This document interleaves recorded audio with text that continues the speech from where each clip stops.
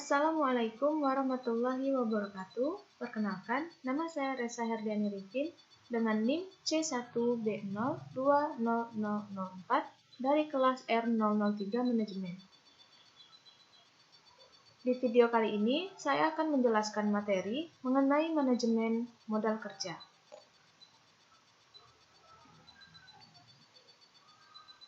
Yang pertama, pengertian dari modal kerja. Modal kerja diartikan sebagai aktiva lancar perusahaan yang dimiliki atau juga aktiva lancar yang dikurangkan dengan kewajiban lancar. Dengan kata lain, modal kerja adalah suatu investasi yang bisa berupa aktiva lancar seperti kas, surat berharga, piutang, persediaan, dan yang lainnya. Nah, sedangkan manajemen modal kerja merupakan pengelolaan aset jangka pendek yang dapat diartikan bagaimana pengelolaan investasi pada aktiva lancar di suatu perusahaan atau usaha. Adapun konsep modal kerja, yang pertama ada konsep kuantitatif. Konsep ini merupakan jumlah aktiva lancar atau yang sering disebut sebagai gross working capital atau modal kerja kotor. Dalam hal ini diberlakukan guna mencukupi kebutuhan dana operasional perusahaan yang bersifat rutin atau jangka pendek. Konsep kedua yaitu konsep kualitatif. Konsep ini merupakan kelebihan atau selisih jumlah aktiva lancar terhadap kewajiban lancar. Jumlah aktiva lancar ini bersumber dari pemilik perusahaan maupun pinjaman jangka panjang. Konsep ini juga disebut dengan net working capital. Yang ketiga ada konsep fungsional. Konsep ini menekankan fungsi pada dana perusahaan untuk meraih laba atau pendapatan usaha pokok perusahaan. Sejumlah dana perusahaan dapat dipakai untuk peningkatan laba perusahaan. Selanjutnya ada klasifikasi modal kerja. Klasifikasi modal kerja ini terbagi menjadi dua, yang pertama modal kerja permanen dan yang kedua modal kerja variabel. Nah, modal kerja permanen ini terbagi menjadi dua macam. Yang pertama ada modal kerja primer. Modal kerja primer ini merupakan jumlah modal kerja minimum yang harus ada pada perusahaan untuk menjamin kontinuitas usahanya. Yang kedua ada modal kerja normal. Modal kerja normal ini merupakan jumlah modal kerja yang diperlukan untuk menyelenggarakan luas produksi yang normal. Pengertian normal di sini adalah dalam artian yang dinamis atau selalu berkembang. Modal kerja variabel juga terbagi menjadi tiga macam. Yang pertama, modal kerja musiman.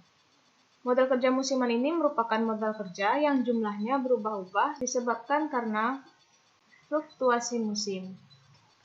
Yang kedua, ada modal kerja siklis, yaitu modal kerja yang jumlahnya berubah-ubah disebabkan karena fluktuasi konjungtur. Modal kerja selanjutnya yaitu modal kerja darurat. Modal kerja darurat ini merupakan modal kerja yang besarnya berubah-ubah karena adanya keadaan darurat yang tidak diketahui sebelumnya. Contohnya seperti adanya pemogokan buruh, banjir, dan perubahan keadaan ekonomi yang mendadak. Selanjutnya ada fungsi manajemen modal kerja. Fungsi ini terbagi menjadi 5 bagian. Yang pertama, saat terjadi krisis, perusahaan akan terlindungi bila terjadi penurunan nilai dari aktiva lancar. Fungsi yang kedua yaitu dapat memberikan syarat kredit bagi konsumennya dengan lebih lunak dan menguntungkan. Yang ketiga, operasional perusahaan dapat berjalan dengan lebih efisien saat mendapatkan produk ataupun jasa yang diperlukan. Yang keempat, dengan memiliki modal perusahaan akan dapat membayar semua kewajiban yang dimiliki secara tepat waktu. Fungsi yang terakhir adalah perusahaan dapat memiliki persediaan dalam jumlah yang cukup agar dapat melayani pelanggannya dengan lebih lancar. Adapun tujuan dari manajemen modal kerja terbagi menjadi 5. Yang pertama, bermanfaat untuk memenuhi kebutuhan profitabilitas perusahaan. Yang kedua, perusahaan akan mampu memenuhi kewajiban tepat waktu jika mempunyai kecukupan. Yang ketiga, manajemen dapat melindungi perusahaan apabila terjadi masalah pada modal kerja disebabkan adanya penurunan nilai aktiva lancar. Yang keempat, jika rasio keuangan memenuhi persyaratan, perusahaan bisa mendapatkan tambahan dana dari pihak kreditur. Tujuan yang terakhir adalah Penggunaan aktiva lancar dapat dimaksimalkan untuk dapat meningkatkan laba dan penjualan. Selanjutnya ada materi mengenai kebijakan modal kerja. Kebijakan ini juga terbagi menjadi 3 bagian. Yang pertama, kebijakan konservatif. Nah, pada kebijakan ini, modal kerja permanen dan sebagian modal kerja variabel dibelanjai dengan sumber dana jangka panjang. Sedangkan sebagian modal kerja variabel lainnya dibelanjai dengan sumber dana jangka pendek. Kebijakan yang kedua yaitu kebijakan agresif. Pada kebijakan ini, sebagian modal kerja permanen dibelanjai dengan sumber dana jangka panjang, sedangkan sebagian modal kerja permanen dan modal kerja variabel dibelanjai dengan sumber dana jangka pendek. Adapun kebijakan yang ketiga atau yang terakhir adalah kebijakan moderat.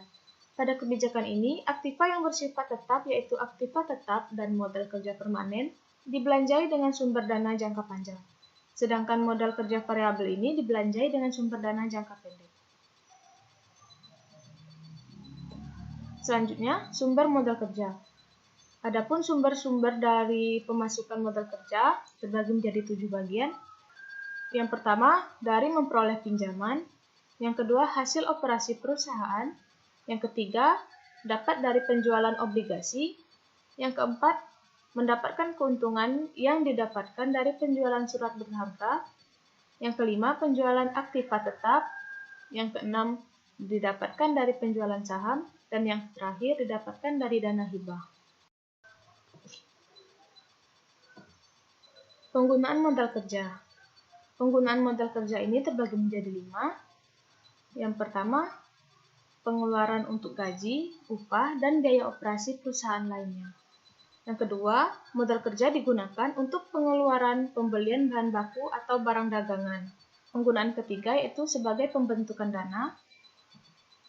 Yang keempat, menutupi kerugian akibat penjualan surat berharga.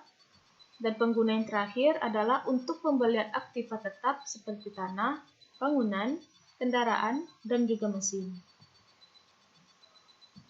Selanjutnya ada manfaat modal kerja. Ternyata modal kerja ini memiliki banyak manfaat, salah satu di antaranya. Yang pertama, melindungi perusahaan terhadap krisis modal kerja karena turunnya nilai dari aktiva lancar. Yang kedua, dapat memungkinkan untuk dapat membayar semua kewajiban-kewajiban tepat pada waktunya. Yang ketiga, memungkinkan untuk memiliki persediaan dalam jumlah yang cukup untuk melayani para konsumen. Yang keempat, dapat memungkinkan bagi perusahaan untuk memberikan syarat kredit yang lebih menguntungkan kepada para langganannya. Dan manfaat yang terakhir, memungkinkan bagi perusahaan untuk dapat beroperasi dengan lebih efisien karena tidak ada kesulitan untuk memperoleh barang ataupun jasa yang dibutuhkan.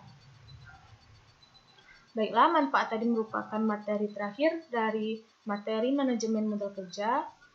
Sampai di sini dulu penjelasan dari materi saya.